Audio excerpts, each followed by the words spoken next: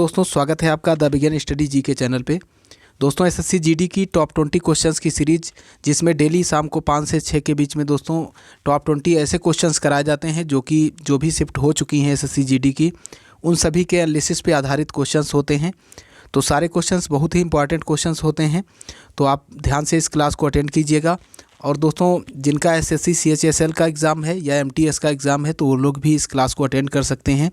और यदि नई जानकारी हो तो आप ज़रूर उसको नोट कीजिएगा दोस्तों, क्योंकि सारे एग्ज़ाम्स दोस्तों जो भी हैं, सीएचएसएल है या एमटीएस या एसएससी जीडी, ये सब एक ही लेवल के हैं। क्वेश्चंस कहीं अलग से नहीं आते हैं, सारे क्वेश्चंस वही होते हैं जो बार बार एसएससी के द्वारा पूछे जाते हैं।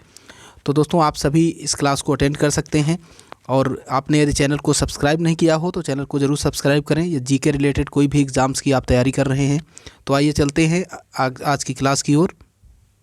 दोस्तों, आज का जो पहला प्रश्न है वो है, तुंगभद्रा के तट पर कौन सा साम्राज्य विकसित हुआ? विजयनगर, बहमनी, चालुक्य या फिर चोल? तो तुंगभद्रा नदी दोस्तों ये कहाँ है? कर्नाटक में है। ये भी एक बार पूछा जा चुका है। कहाँ पे स्थित है? कर्नाटक में स्थित है। और तुंगभद्रा के तट पर कौन सा साम्राज्य विकसित हुआ? तो विजयनगर। ऑप्शन ए इसका बिल्कुल राइट हो जाएगा। ऑप्शन बी में दोस्तों दिख रहा है बहमनी। बहमनी की हसन गंगू ने स्थापना की थी, ये भी आपको पता होना चाहिए। और दोस्तों देखते हैं ऑप्शन सी में है चालुक्य। चालुक्य की 3 ब्रांचेस थी दोस्तों। एक चालुक्य थे वेंगी के, और दूसरे दोस्तों वातापी या फिर बादामी के दोस्तों कहा जाता था इनको। और तीसरे जो चालुक्य थे वो थे दोस्तों कल्याणी। 3 इनकी ब्रांचेस थी, अलग अलग सभी के संस्थापक हैं दोस्तों। आप याद कर लीजिएगा, जो वेंगी के थे उनके दोस्तों संस्थापक कौन थे? विष्णुवर्धन, कुब्ज विष्णुवर्धन इसका संस्थापक था। तो ये भी आप नोट कर लीजिएगा, नहीं पता हो तो। वातापी का जो चालुक्य वंश था उसका दोस्तों संस्थापक था पुलकेशन फर्स्ट। कौन था? पुलकेशिन फर्स्ट दोस्तों इसका संस्थापक था। और जो कल्याणी का चालुक्य वंश था उसका संस्थापक कौन था दोस्तों? तो उसका संस्थापक था दोस्तों तैलप द्वितीय। तैलप सेकंड जो था दोस्तों वो कल्याणी के चालुक्य वंश का संस्थापक था। कल्याणी और जो दोस्तों वातापी है ये दोनों कर्नाटक में ही पड़ते हैं, बाकी वेंगी दोस्तों आंध्र प्रदेश के अंदर है। तो आप इसे याद रखिएगा। ऑप्शन डी में है चोल वंश। चोल वंश का भी संस्थापक आपको पता होना चाहिए। चोल वंश की स्थापना किसने की थी दोस्तों? विजयालय ने। किसने? विजयालय इसका संस्थापक है, विजयालय। और इनकी जो राजधानी थी वो थी तंजावुर दोस्तों इनकी राजधानी थी। तो इतनी सारी जानकारी आप याद रखिएगा इस क्वेश्चन से। आगे बढ़ते हैं अगले क्वेश्चन की ओर। अगला क्वेश्चन है, जप्ती प्रथा और दहसाला प्रथा किसने शुरू कराया? जप्ती प्रथा और दहसाला प्रथा किसने शुरू कराया था दोस्तों? अलाउद्दीन खिलजी, टोडरमल, मानसिंह, इब्राहिम लोदी। तो जप्ती प्रथा और दहसाला प्रथा दोनों को किसने दोस्तों शुरू करवाया था? टोडरमल ने। ऑप्शन 20 का बिल्कुल राइट हो जाएगा। दहसाला व्यवस्था दोस्तों 1580 ईस्वी में शुरू की गई थी, इसे भी आप याद रखिएगा। और ये दोनों दोस्तों व्यवस्थाएं कब आई थी? अकबर के समय में, अकबर के कार्यकाल में जप्ती प्रथा और दहसाला प्रथा। तो इसे आप याद रखिएगा। अगला क्वेश्चन देखते हैं। अगला क्वेश्चन है, तैमूर ने भारत पर आक्रमण किसके समय किया? महमूद शाह तुगलक, अलाउद्दीन खिलजी, खिज्र खान या इनमें से कोई नहीं? तो तैमूर ने दोस्तों भारत पे आक्रमण किया था किसके कार्यकाल में? तो ये दोस्तों किसके कार्यकाल में आया था? इनमें से कोई नहीं। 3 का कौन सा हो जाएगा दोस्तों? ऑप्शन डी इसका बिल्कुल राइट हो जाएगा, क्योंकि तैमूर ने दोस्तों भारत पर आक्रमण किया था किसके समय में दोस्तों? नासिरुद्दीन महमूद के समय। नासिरुद्दीन महमूद के समय में आक्रमण किया था इसने, जो कि दोस्तों तुगलक वंश का अंतिम शासक था। किस वंश का ये शासक था दोस्तों? तुगलक वंश का शासक था, अंतिम शासक। इसके समय में दोस्तों 1398 सन भी आप याद रखिएगा। 1398 ईस्वी में दोस्तों तैमूर ने भारत पर आक्रमण किया था। अगला क्वेश्चन देखते हैं। भारत का मानक समय ग्रीनविच मध्य से कितना आगे है? भारत का जो मानक समय है वो ग्रीनविच मीन टाइम से कितना आगे है, ये आपसे पूछा जा रहा है। तो ग्रीनविच मीन टाइम से आगे है दोस्तों 5.5 घंटे। ऑप्शन डी इसका बिल्कुल राइट हो जाएगा। अगला क्वेश्चन देखते हैं।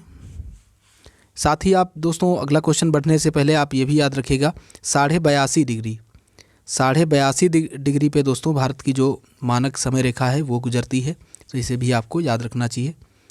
अगला क्वेश्चन देखते हैं, बगीचों का शहर किसे कहा जाता है?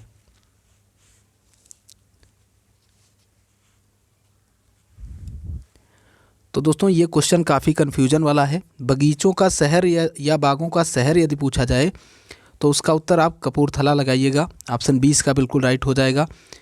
और बंगलुरु को दोस्तों क्या कहा जाता है? भारत का उद्यान कहा जाता है। यदि ऐसे आपसे पूछा जाए भारत का उद्यान कौन है, भारत का उद्यान आपसे पूछा जाए तो आप बंगलुरु टिक कीजिएगा। या भारत का बगीचा भी पूछा जा सकता है, भारत का दोस्तों बगीचा, तब भी आप किसे टिक करेंगे? बंगलुरु को टिक करेंगे। और यदि बगीचों का शहर पूछा जाता है तो कपूरथला राइट होगा। तो इसमें कन्फ्यूजन रहता है, इसलिए आप दोस्तों इसको ज़रूर क्लियर कर लीजिएगा। अगला क्वेश्चन देखते हैं, आगरा की कौन सी इमारत मॉस्को के सेंट कैथेड्रल की तरह है? आगरा की कौन सी इमारत ऐसी है दोस्तों जो रूस के मॉस्को की सेंट कैथेड्रल की तरह है? मोती मस्जिद, ताजमहल, लाल किला, इतामुद्दौला का मकबरा। तो इसमें जो मोती मस्जिद है दोस्तों जो कि आगरा में है, ये दोस्तों जो मॉस्को है, मॉस्को के सेंट कैथेड्रल की तरह है, ऑप्शन ए इसका बिल्कुल राइट हो जाएगा। अगला क्वेश्चन देखते हैं,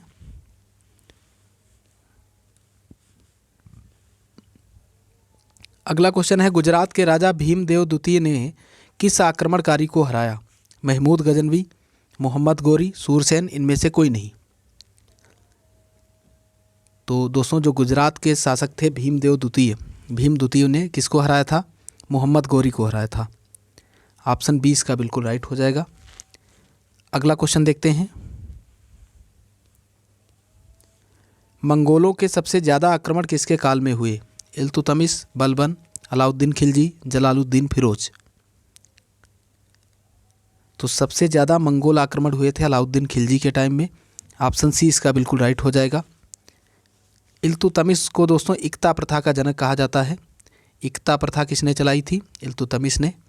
और 40 जो गुलाम थे उनके ग्रुप को किसने बनाया था? तुर्कान चिहलगानी जिसको कहा जाता था। 40 गुलामों का जो ग्रुप था दोस्तों उसको बनाया था इल्तुतमिश ने, ये भी आप याद रखिएगा। और रक्त और लौह की नीति किसने चलाई थी दोस्तों? रक्त लौह की नीति चलाई थी बलबन ने। अगला क्वेश्चन देखते हैं, लाल मिट्टी का लाल रंग किसकी उपस्थिति के कारण होता है? लाल मिट्टी का लाल रंग किसकी उपस्थिति के कारण होता है? मैग्नीशियम का बाहुल्य, संचित ह्यूमस, फेरिस ऑक्साइड की उपस्थिति, या फास्फेटों का बाहुल्य। तो ये दोस्तों फेरिक ऑक्साइड की उपस्थिति के कारण लाल रंग हो पाता है, ऑप्शन सी इसका बिल्कुल राइट हो जाएगा। अगला क्वेश्चन देखते हैं, भारत का सबसे बड़ा नमक उत्पादक राज्य कौन सा है? राजस्थान, गुजरात, तमिलनाडु, उड़ीसा। तो भारत में दोस्तों सबसे ज़्यादा नमक उत्पादन होता है गुजरात में, ऑप्शन 20 का बिल्कुल राइट हो जाएगा। अगला क्वेश्चन देखते हैं,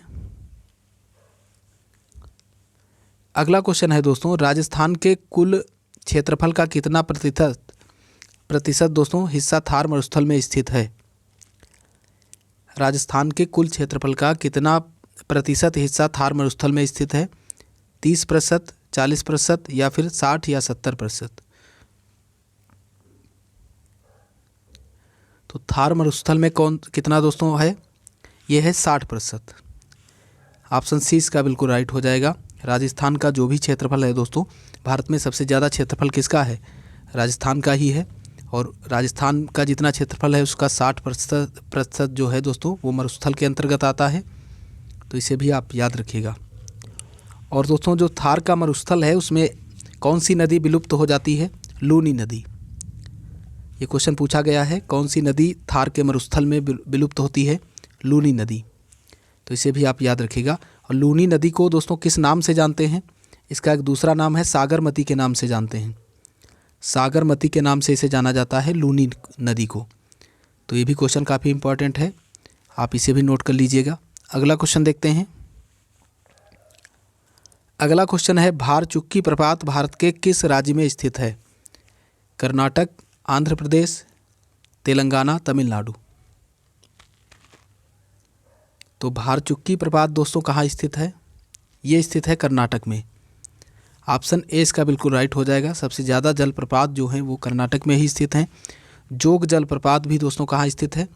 जोग या गरसोप्पा जो भारत का सबसे ऊंचा जलप्रपात है दोस्तों, ये कहाँ स्थित है? ये भी स्थित है कर्नाटक में। ओंकारेश्वर बांध दोस्तों कहाँ है? ये दोस्तों नर्मदा नदी पे है, इसे भी आप याद रखिएगा। ओंकारेश्वर बांध ये नर्मदा पे है। अगला क्वेश्चन देखते हैं, EVM electronic voting machine Bharat में पहली बार कब प्रयोग में लाई गई? ईवीएम का प्रयोग सबसे पहले भारत में कब किया गया था? 1989-90 में, या 1992-93 में, 1998-99 में, या 2002-03 में?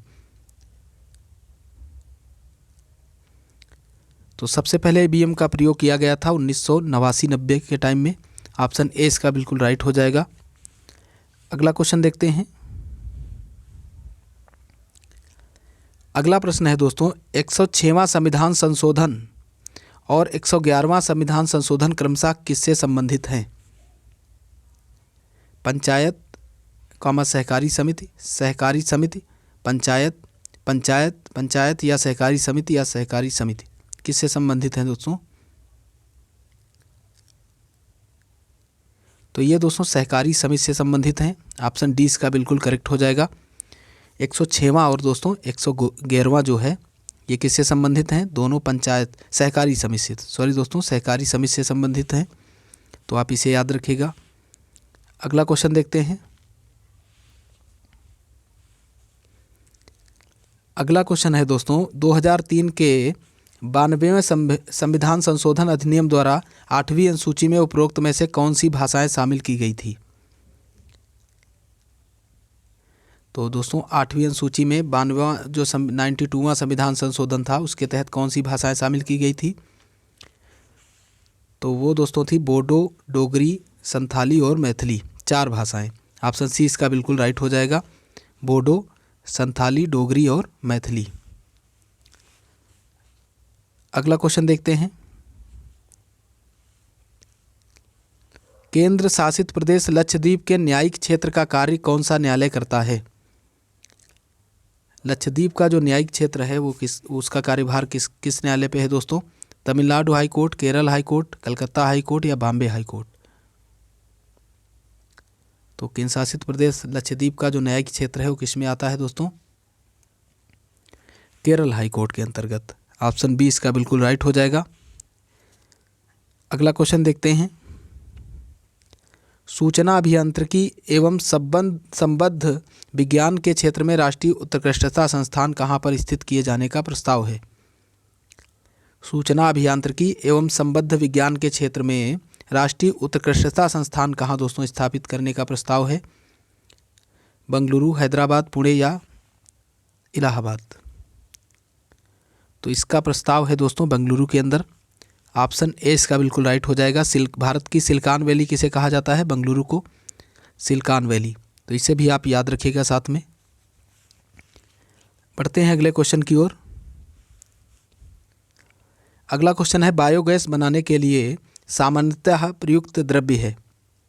पशुओं का अपशिष्ट, सस्य अवशेष, जलीय पादप, या वन अवशेष? तो दोस्तों बायोगैस बनाने के लिए किसका प्रयोग किया जाता है? पशुओं के अपशिष्ट का। ऑप्शन ए इसका बिल्कुल राइट हो जाएगा। अगला क्वेश्चन देखते हैं। प्रक्षेपास्त्र का विकास किसने किया था? वर्नहर वान ब्राउन, जे रॉबर्ट ओपनहीमर, या एडवर्ड टेलर, या दोस्तों सैमुअल कोहेन? तो प्रक्षेपास्त्र का विकास किसने किया था दोस्तों? वर्नहर वान ब्राउन ने। ऑप्शन ए इसका बिल्कुल राइट हो जाएगा। आज के लास्ट क्वेश्चन को देखते हैं दोस्तों। सोडियम धातु को किस में डुबो कर रखा जाता है? जल में, एल्कोहल में, मिट्टी के तेल में, या हाइड्रोक्लोरिक एसिड में?